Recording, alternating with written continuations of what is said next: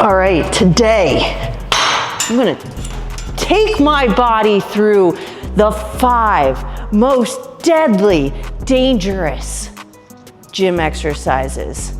I'm willing to put my body at risk for the greater good so that you guys don't hurt yourselves. But for real, guys, I've been seeing videos of some exercises that I do on a regular basis, and they're categorized under the dangerous iron graveyard exercises. So I just picked 5 of the most dangerous that I thought, and we're gonna go through them. And I'll give you my views, how you could change it to possibly make it a little bit better, or if it is actually a dangerous exercise that you shouldn't do. So, tune in. I might die today. You don't know. Let's go! Do what I do! Work like I still got something to prove! Let's go! All I do! Work like I still got something to prove! I haven't even said a line yet. I do jujitsu now. This guillotine you.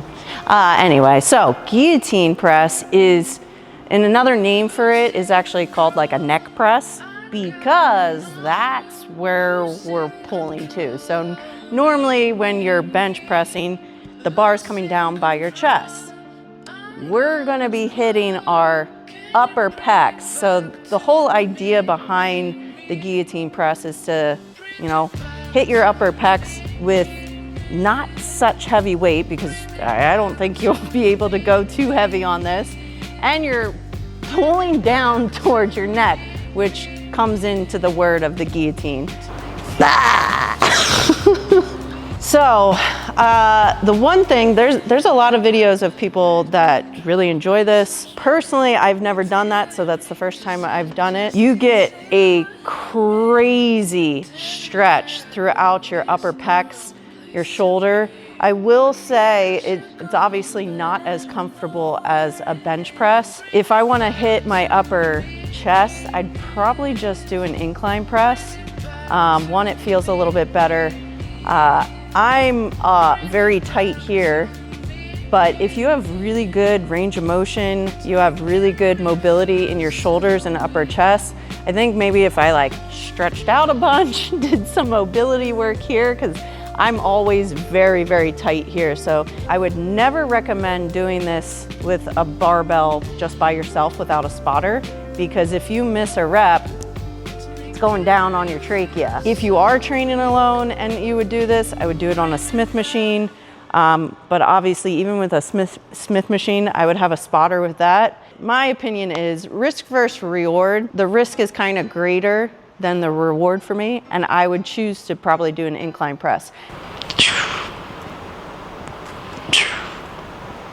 All right, number 2 on my list of 5 is behind the neck shoulder press. This is actually an exercise that I used to do a lot. When I first got into bodybuilding, I used to watch Pumping Iron. Arnold did these every shoulder day. So I was like, I mean, if they work for Arnold, they'll work for me. He knows what he's doing. So probably some of the risks why people think this is a very dangerous exercise is because it does put your shoulder in a very vulnerable spot. Anything out here wide to your shoulder, one, you're gonna need a lot of mobility. Back in my 20s, I was a lot more mobile back then, so I could do behind the neck presses, no problem, felt fine, felt great. Now, normally I would go a lot lighter on these. I would also recommend having a spotter. So if you have good range of motion and really good mobility and it feels good to you, this can be a great compound movement for that front head of your shoulder. Now, do I do them? I haven't done them in,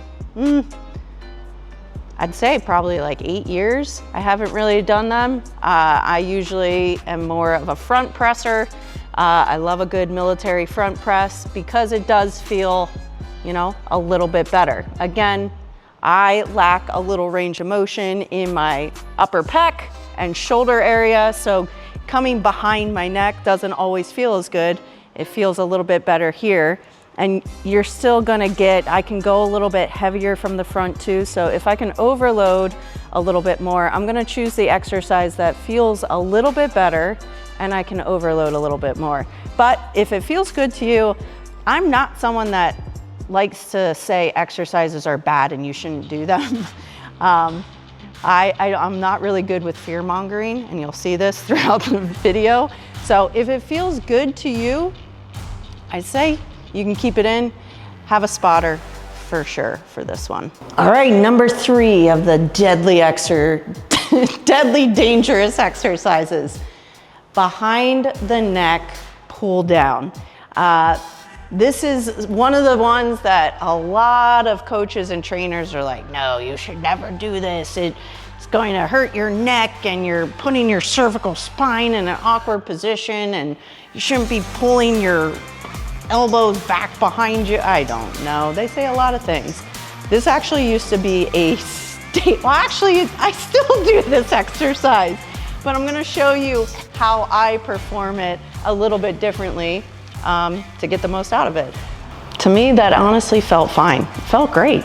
I used to hardly ever even do front lat pull downs. I always did them behind because I liked the way they felt. And I felt like I could isolate my lats a little bit more by bringing my arms behind me. However, I used to do it, I do it a little bit differently, is usually when you sit on here. So when I sit, I'm sitting here. See how the cable's in front of me? So as I pull, I have to pull at an angle.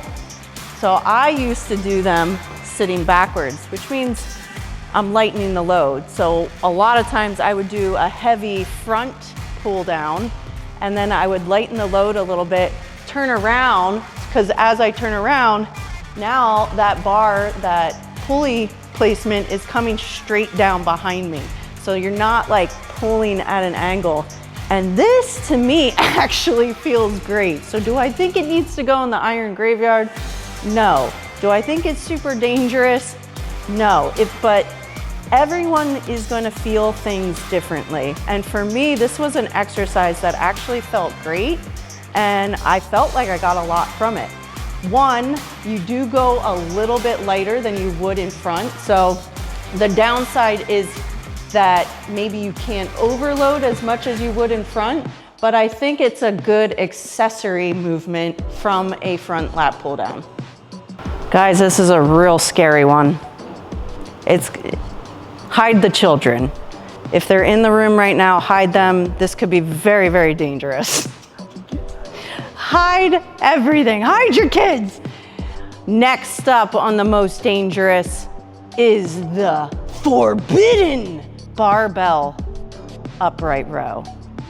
There's gonna be a guy out there, we'll just call him X. This is in his top things never ever to do, and I definitely still do them. Barbell upright row. Let's see how horrible it is. Scared for my life, scared for the children, very, very scary. Now, I understand. Might feel that like, oh, this causes like a shoulder impingement and all sorts of things.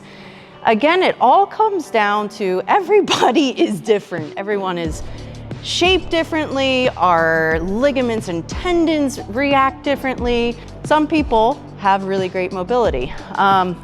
Honestly, I usually don't do a straight barbell curl. I do like an easy bar. The thing that used to hurt me was my wrists. I've sprained my wrists. I think I talk about this a lot. A lot of problems with my wrists. I must have fallen down a lot. But I used to get like wrist pain coming up. But for me, upright rows is a great exercise to build up. It's a compound movement that can build up that medial head. As you're pulling up, and the wider you go, you're just using that medial head. I actually really prefer a close grip, and I pull as high as I can. And then as I come up, I actually try to kick my shoulders back, which then even targets the traps, rear delts. So I like adding in other exercises because that's what a compound exercise is.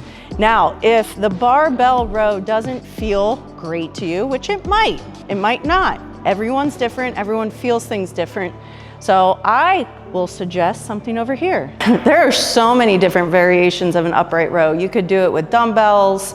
I absolutely love it on a cable because I like the constant tension. And also within a cable, you're pulling back behind you. Like I said, I kind of like hitting, like we're training everything. I don't need to just focus on my medial head. I like hitting my traps. I like hitting my rear delts. And pulling at this angle and with a close grip and with my little kickback at the end, I am getting a really good sensation out of my traps. You can do them standing, laying on the ground.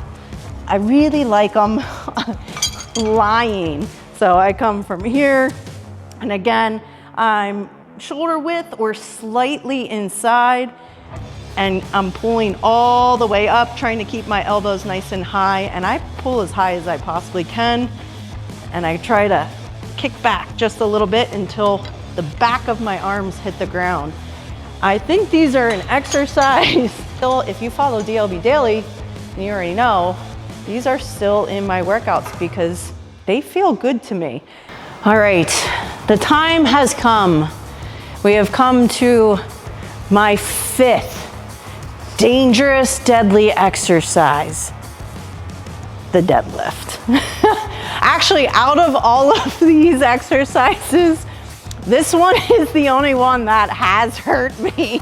So I did throw that in there. Now, do I think that you should just never do deadlifts because I got, you know, maybe my back hurt for a while and I had to see a chiropractor 3 times a week? This is an exercise that I feel that is dangerous more so because of overload and form.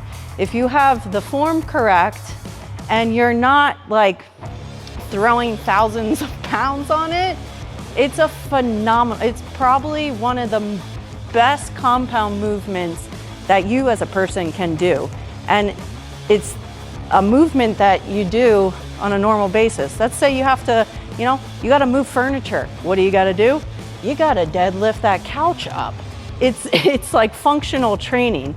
So the deadlift, even though it's dangerous, and this is like the only exercise that I've ever hurt myself with, but I don't think it should ever be thrown out. It's a phenomenal movement. Again, form is key and weight load. If this aggravates your lower back, you hurt yourself, always start with form. And good form means having appropriate weight. Do weight that you can do so that you don't hurt yourself. Any exercise in this gym could be dangerous if, one, you don't have proper form, or you're just way too overloading it where your form goes out the window and you can hurt yourself. All right, guys, those were my pick of the 5 most dangerous, most deadly exercises. You know, the guillotine press, something that I haven't done, probably isn't something I'm gonna do because it doesn't feel that great. And I think I will just opt, there's always alternatives to things, but there's also great benefits to all of them. So if you enjoy the exercise, just because someone else says it's bad for you, it's gonna hurt you, they have fear mongering, it might not hurt you now, but it'll hurt you in the long run. I don't get down with fear mongering. We have enough of that from the government. I'm not gonna give you that. So if something feels good to you, there's always benefits to it. So I say keep them in. If it feels good, don't go by everyone else.